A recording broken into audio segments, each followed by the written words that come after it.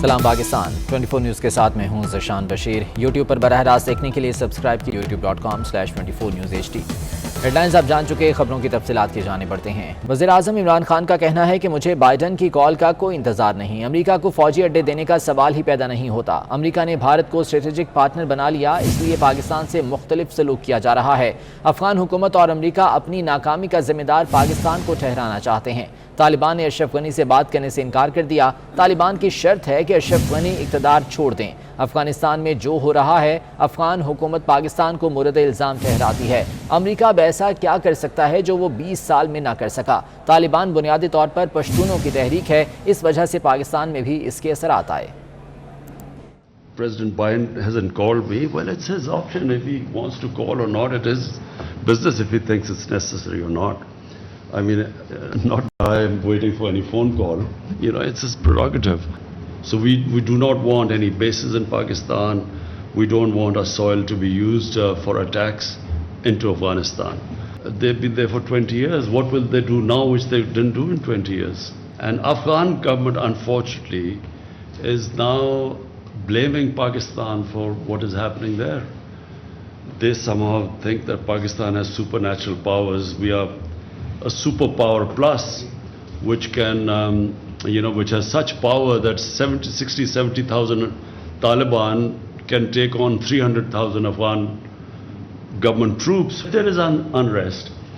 Pakistan will be affected because, as I said, we have a larger Pashtun population here than in Afghanistan. As a politician, we always should look for a political settlement. There is some sort of a political settlement, but that will only happen if Taliban realize that they cannot take over the whole of Afghanistan through military means, and the government side realizes that they too have to give to come to this ceasefire, so they will also have to make compromises. उधर तालिबान ने अफगानिस्तान के एक और सूबाई दारुल हुकूमत पर कब्जा कर लिया। गजनी भी तालिबान के कंट्रोल में चला गया। तालिबान अब तक 10 सूबाई दारुल हुकूमतों पर काबिज हो चुके हैं। अमरीकी इंटेलिजेंस इदारों ने खदशा जाहिर किया है कि तालिबान 90 दिन में काबुल पर भी कब्जा कर लेंगे। वज़ीर ख़ारजा शाह महमूद कुरैशी का कहना है कि दासू हमले के लिए अफगानिस्तान की सरजमीन इस्तेमाल हुई। NDS और रॉ का गठजोड़ दिखाई दे रहा है। दासू वाक़े के सहूलतकारों का भी पता चल गया है। हमलावर की गाड़ी कहाँ से आई, ट्रेस कर लिया। जो वाक़या हुआ, अफसोसनाक वाक़या, इस वाक़े के लिए अफ़गानिस्तान की सरज़मीन को इस्तेमाल किया गया। इसके जिसकी मनसूबाबंदी के जो ताने बाने हैं, वो हमें वाज़े तौर पर NDS और रॉ का इसमें हमें नेक्सस दिखाई दे रहा है। जो गाड़ी इस वाक़े में इस्तेमाल की गई, हम ये कह सकते हैं कि अल्हम्दुलिल्लाह उसको हमने आइडेंटिफाई किया है, उसको ट्रैक किया है, उसकी मूवमेंट्स को ट्रैक किया है, कहाँ से आई। और अफगान तालिबान ने चमन बॉर्डर 13 अगस्त से खोलने का ऐलान कर दिया। पाकिस्तान और अफगानिस्तान के दरमियान चमन बोल्द गेट पैदल सफ़र करने वालों और गाड़ियों के लिए खोला जाएगा। अफगान तालिबान ने चमन बॉर्डर 13 अगस्त से खोलने का ऐलान कर दिया है। वाज़ेह रहे कि ये बॉर्डर बंद था। इसी बारे में मज़ीद जान लेते हैं, गौहर महसूद हमारे साथ मौजूद हैं। गौहर महसूद, बताइएगा क्या इत्तलात हैं इस बारे में। जी बिल्कुल, अफगान तालिबान की जानिब से एक नोटिफिकेशन जारी किया गया है जिसमें यह कहा गया है कि कल सुबह से जो बॉर्डर बंद किया गया था वो खोल किया जाएगा। सुबह 8 बजे से शाम 4 बजे तक खुला रहेगा। उन्होंने इसमें ये भी लिखा है कि पाकिस्तानी हुकाम के साथ जो अमूर पर ज़ेर बहस थे वो हल हो गए। पाकिस्तानी हुकाम के साथ जो मामले वो हल हो चुके हैं। उसी बुनियाद पर कल से इसके खोलने का ऐलान किया जाता है।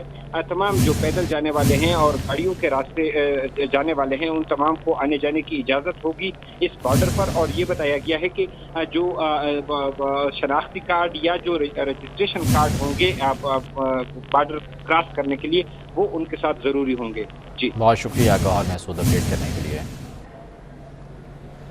Army chief general Qamar Javed Bajwa سے جرمنی، اٹلی، ہالینڈ اور فرانس کے سفیروں نے ملاقات کی ہے۔ ISPR کے مطابق آرمی چیف سے چاروں سفیروں کی ملاقات GHQ میں ہوئی۔ اس ملاقات کے دوران باہمی دلچسپی کے امور اور علاقائی سلامتی کی صورتحال پر گفتگو کی گئی۔ افغانستان کی تازہ صورتحال اور یورپی یونین کے ساتھ دو طرفہ تعاون بڑھانے پر بھی تبادلہ خیال ہوا۔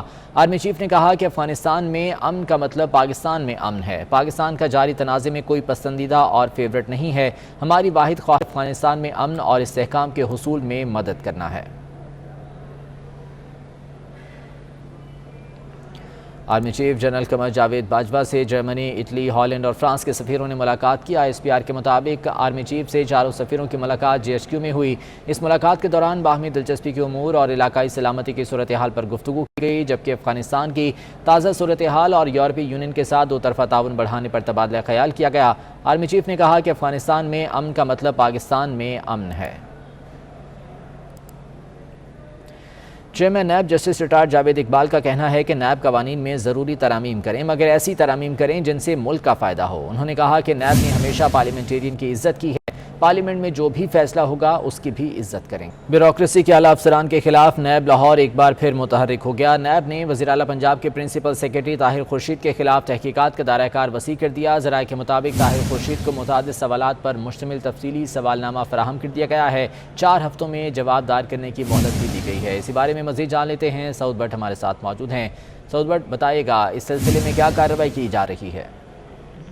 آج بالکل وزیر اعلیٰ پنجاب سردار عثمان بزدار کے پرنسپل سیکرٹری طاہر خورشید، جن کو ٹی کے نام سے بیوروکریسی میں کافی زیادہ پذیرائی حاصل ہے، ان کے خلاف اب تحقیقات کا دائرہ کار وسیع کرتے ہوئے ایک تفصیلی سوال نامہ فراہم کیا گیا ہے، اور نیب ٹیم نے یہ کہا ہے کہ 4 ہفتوں کے اندر آپ یہ تمام جو بے نامی دار پراپرٹیز ہے اس کا ریکارڈ نیب لاہور کو جمع کریں۔ ذرائع کی طرف سے بتایا گیا ہے کہ طاہر خورشید نے مبینہ طور پر کروڑوں روپے کی جائیداد اپنے بے نامی داروں کے نام پر بنائی رکھی ہے، اور اسی وجہ سے جتنے بھی بے نامی دار ابھی تک نیب نے انٹرسپٹ کیے ہیں ان کی اب طلبیاں کی جائیں گی، اور ان سے پوچھا جائے گا کہ آپ کے یہ اپنے ایسٹس ہیں یا طاہر خورشید نے آپ کے نام پر یہ بطور بے نامی دار بنائے ہیں۔ ساتھ ہی ساتھ نیب ذرا یہ کنفرم کر رہے ہیں کہ طاہر خورشید 2 بار نیب ٹیم کے سامنے پیش ہوئے، لیکن اپنا تفصیلی موقف پیش کرنے میں ناکام رہے، جس کی وجہ سے نیب نے ان کو یہ تفصیلی سوال نامہ دیا ہے اور کہا ہے کہ آپ ریکارڈ یہ پیش کریں۔ ایسٹس میں نون سورس آف انکم کا یہ کیس ہے، اور نیب ٹیم کی جانب سے بتایا گیا ہے کہ طاہر خورشید 4 ہفتے کے اندر اگر سوالات تفصیلی جواب۔ بہت شکریہ سعود اپڈیٹ کرنے کے لیے۔ وفاقی بیوروکریسی میں تقرر اور تبادلے کر دیے گئے۔ Director general anti narcotics force major general Muhammad Arif سبکدوش ہو گئے ہیں۔ میجر جنرل غلام شبیر کو director general anti narcotics force مقرر کر دیا گیا ہے۔ مزید جان لیتے ہیں، بابر شہزاد ترک ہمارے ساتھ موجود ہیں۔ بابر، اپڈیٹ کیجیے گا ان تقرر اور تبادلوں کے حوالے سے۔ بابر شہزاد ترک سے رابطہ کرنے کی کوشش کریں گے۔ وفاقی بیوروکریسی میں تقرر اور تبادلے کر دیے گئے۔ Director general anti narcotics force major general Muhammad Arif سبکدوش ہو گئے ہیں، جبکہ میجر جنرل غلام شبیر کو director general anti narcotics force مقرر کر دیا گیا ہے، اور اس سلسلے میں نوٹیفیکیشن بھی جاری کر دیا گیا ہے۔ ایڈیشنل سیکرٹری مرزا ناصر الدین ترجمان اسٹیبلشمنٹ ڈویژن تعینات کر دیے گئے ہیں۔ سیکشن افسر پیٹرولیم ڈویژن عمر فاروق کو اسٹیبلشمنٹ ڈویژن رپورٹ کرنے کی ہدایت کی گئی ہے۔ سیکشن افسر کابینہ ڈویژن حسین آزاد کی خدمات کمیونیکیشن سیکیورٹی ڈپارٹمنٹ کو واپس کر دی گئی ہیں۔ بابر شہزاد ترک سے مزید جان لیتے ہیں۔ بابر شہزاد، اپڈیٹ کیجیے گا۔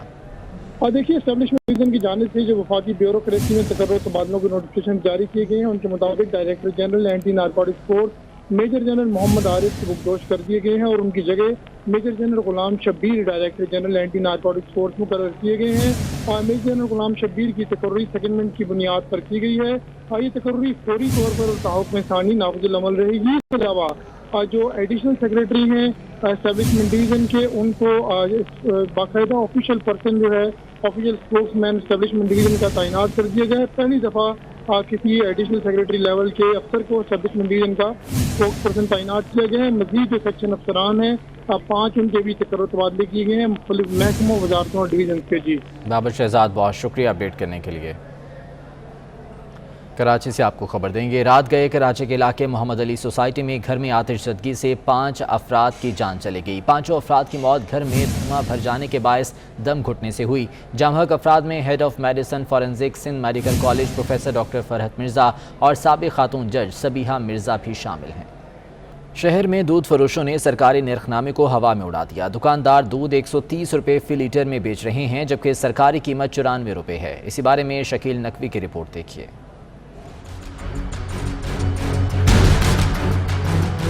शहर में सरकारी कीमतों का इतलाक कौन कराएगा? शहर में गुज़िश्ता 5 माह से दूध फरोशों ने कीमतों में इजाफा कर रखा है। दूध के सरकारी नर्ख 94 रुपए फी लीटर मुकर्रर हैं, जबकि दुकानदार 130 रुपए फी लीटर में फरोख्त कर रहे हैं। दही की सरकारी कीमत 140 रुपए फी किलो मुकर्रर है, जबकि अवाम 200 रुपए फी किलो के हिसाब से खरीदने पर मजबूर है। शहरी कहते हैं कि दूध फरोशों के आगे इंतजामिया बेबस है, अवाम का किसी को कोई ख्याल नहीं। कोई 130 रुपए दे रहा है, कोई 140 रुपए दे रहा है, कोई पूछने वाला नहीं है इस मुल्क में। दूध माफिया के बाल यही बोलता हूँ भाई, हाथ जोड़ के खुदा का वास्ता, आप लोगों के भी बच्चे होंगे, आप लोगों के भी घर में होंगे, उनके बारे में सोचें। ये अवाम पीती है दूध, इसको सस्ता करें और खालिस दूध लेकर आएं। महंगाई की चक्की में पिसी अवाम अब दूध फरोशों के हाथों भी पिस रही है। अब इजाफी कीमत पर दूध दही खरीदना अवाम की मजबूरी बन गई है।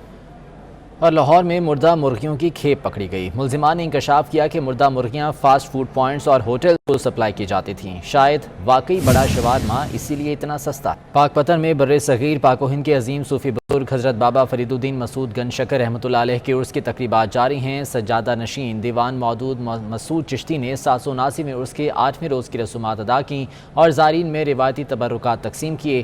कोरोना के बाद ज़ारीन उर्स की तकरीबात में शिरकत से महरूम हैं।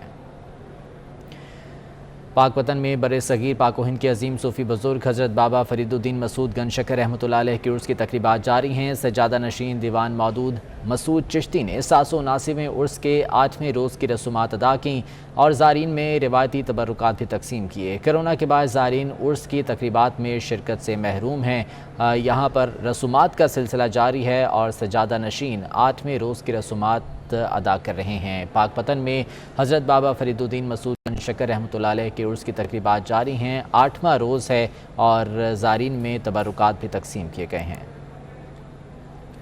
इस बुलेटिन से इतना ही। वापस आएंगे हेडलाइंस के साथ।